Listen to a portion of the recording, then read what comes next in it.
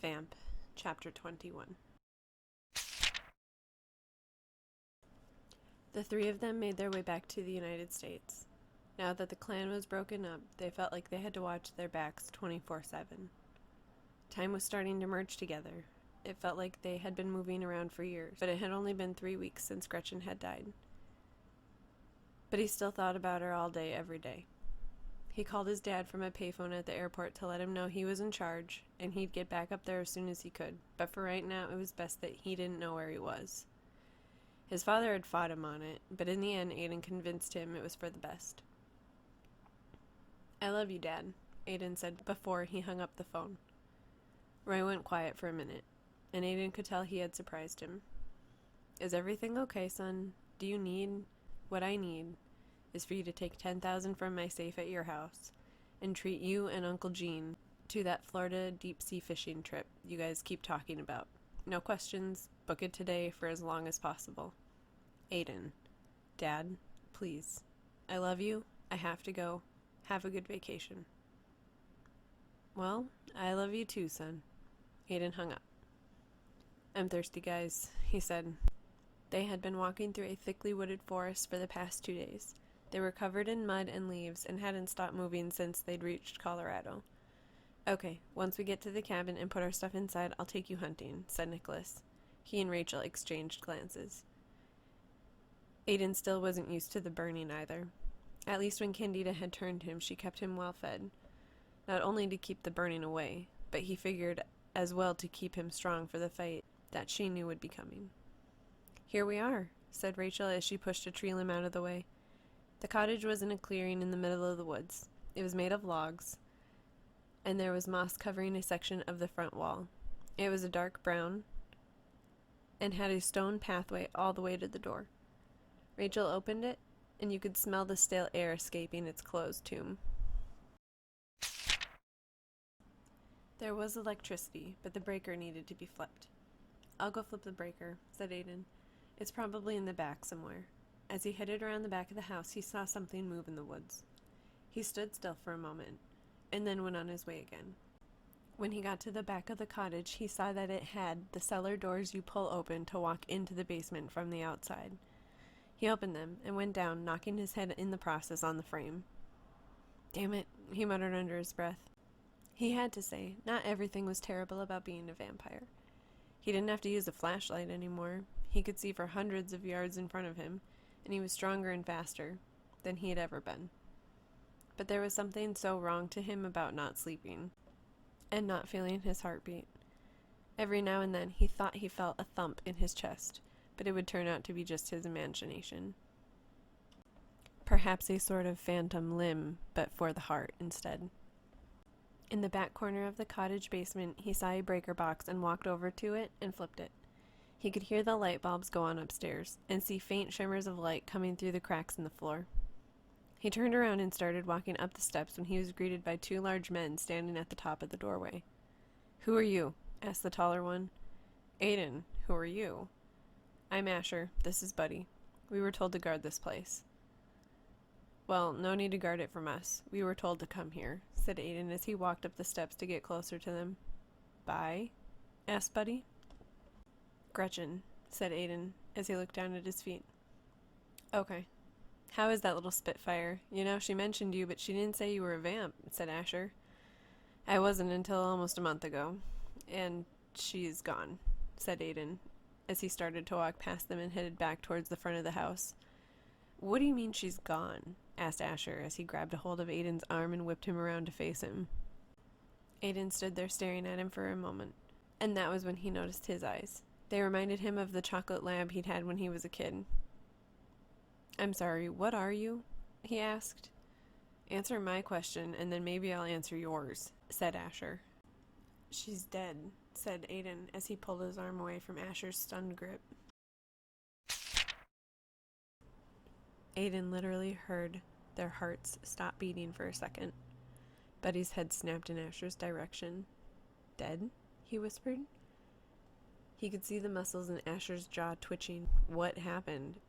Asher took a step towards Aden, anger rising in his face. Even Buddy was trying hard to keep it together. Their heartbeat was starting to increase. I was kidnapped by Candida. She turned me and then commanded me to kill Gretchen. I'm sorry, I couldn't fight it, Aden said, running his hand through his hair. The three of them were quiet for a moment. None of them knew what to say. Asher broke the silence with, "We're werewolves," he said, gesturing to himself and Buddy. "And we were both good friends of Gretchen's." Aden nodded and continued walking towards... Aden nodded. "I am really sorry."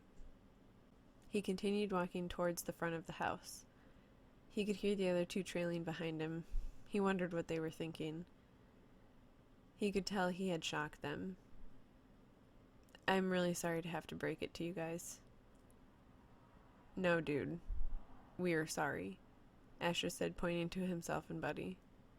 "That's pretty fucked up." Aden opened the door and held it open for them to go inside. "We're gonna stay out here," Asher replied. "We'll come check on y'all later." And with that, they turned and ran into the woods. "Who was that?" asked Rachel, as she walked over to the door. "Asher and Buddy. They were friends of Gretchen's. They're werewolves, and they were told by Gretchen to guard this place." "Weird. It's like she had everything planned out," Rachel said with a confused look on her face. She stood there thinking for a second, and then looked at Aden again. "Nicholas is ready to take you out." "Come on, Aden, let's go catch us some grub," said Nicholas as he patted Aden on the back. Aden followed Nicholas into the woods. "What are you in the mood for? Deer, bear, wolf?" asked Nicholas, adding a touch of sarcasm on that last option. "I've never hunted bears," said Aden. "Terrific," exclaimed Nicholas as he clapped his hands together. "This'll be fun." Aden followed Nicholas into the woods. Aden followed Nicholas deeper into the woods. Nicholas knew what a bear smelled like, so he was able to find one pretty fast. "They should be right behind this rock. You want the first kill?" "Sure," said Aden. Then he looked around the rock, looked back at Nicholas, shook his head, and crouched back down. "I can't do it." Nicholas gave Aden a look, then looked behind the rock himself. Standing behind it were 3 bears, more specifically, a mother and her 2 cubs. He said. "It's all right. We'll find another one." After searching a little while longer, they found 2 more bears, and Aden took the first kill. "Dude, we should skin one of these and put it on the floor in the living room," Nicholas said, laughing. Aden smiled. "At least we would be using it for something." Aden smiled. It was the first smile he'd had in almost a month. "We could put the other one in the bedroom, too," he suggested. They finished drinking their dinner and carried the bears back to the cottage. "Do you even know how to skin one of these?" asked Aden. "Well, we have YouTube and 5G. Shouldn't take us long to be experts," said Nicholas as he adjusted the bear on his shoulder. They laughed, and it felt good. Rachel came outside when she heard the boys in the yard. She was surprised to see the 2 grown men standing in the yard skinning bears and saving the meat. "What are you 2 doing?" she exclaimed. "We're making rugs," said Aden. Rachel walked down to them and watched what they were doing. They had YouTube playing on one of their cell phones. "Have you guys ever done this before?" she asked. "No," they both replied in unison. Rachel had to smile at them. Aden was actually smiling and joking with Nicholas, and it was nice to see him in a good mood. She started walking around the house and saw Buddy in his wolf form waiting at the edge of the woods. "Whoa," she said as she took a jump back. Asher came out of the woods wearing only a pair of shorts. "That's Buddy, I'm Asher," he said as he extended his hand. Rachel grabbed his hand and looked back at Buddy. "Are all of you that big?" Asher glanced over at Buddy. "No, some of us are just lucky," he said with a wink. "No, Buddy is kind of special.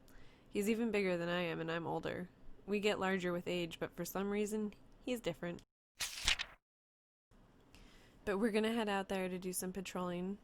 I'll talk to you later, Rachel," he said as he walked towards the forest line. "There's a storm coming, just so you guys know. It's gonna be a bad one. Feel free to come in and warm up by the fire tonight," she said. "Thanks for the heads up."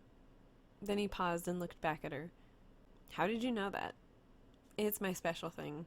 I can sense the weather and other earth changes," she said. Maybe one day I'll show you my special quality, Asher said with a wink. He smiled, then turned back and ran into the woods.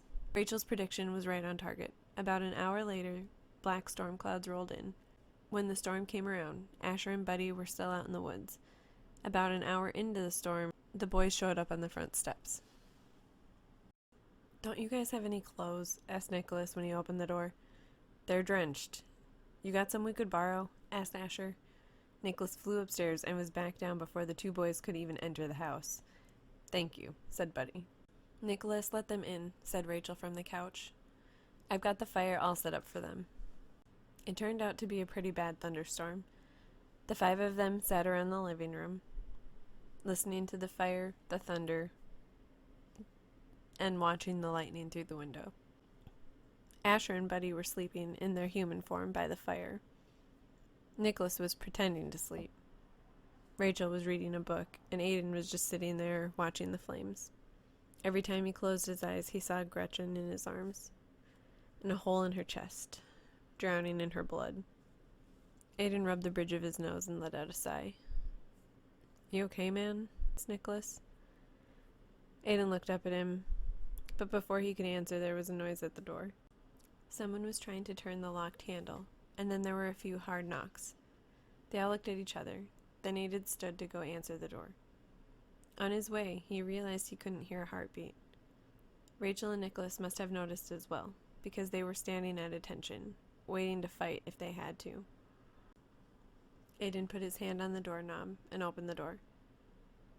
Aden unlocked the locks, put his hand on the doorknob, and opened the door. He let it swing open, and standing there in front of him, drenched from head to toe in mud, was Gretchen.